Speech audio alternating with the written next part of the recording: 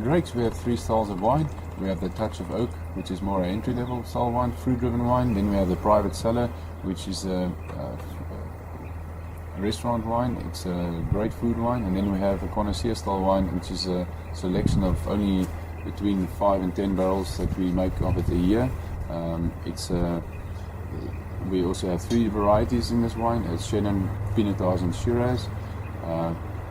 They all, like I say, is a selection. The Pinot and Chenin selection of 10 barrels, and the Shiraz only a selection of 6 to 7 barrels a year. The Chenin Blanc I do mostly with natural yeast because I want to bring out the terroir in the wine. And this natural yeast also always leave a bit of residual sugar behind, just to give different layers on the palate. It makes the wine quite full-bodied.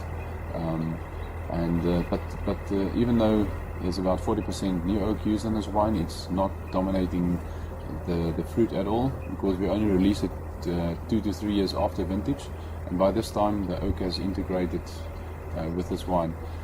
Then the Pinotage, we've kept it 22 months in only French oak, where the Private Cellar was American oak as well. The reserve is only French oak. It's normally made from bush vine, about majority bush vine, and a little bit of trellis vineyards, because it also gives a lot more concentration and tannin structure. But this wine is made to last quite a long time, about 15 to 20 years.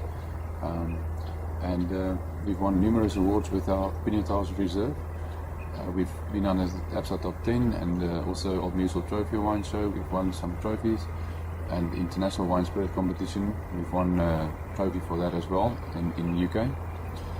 Then Shiraz Reserve is our latest addition to the Reserve family.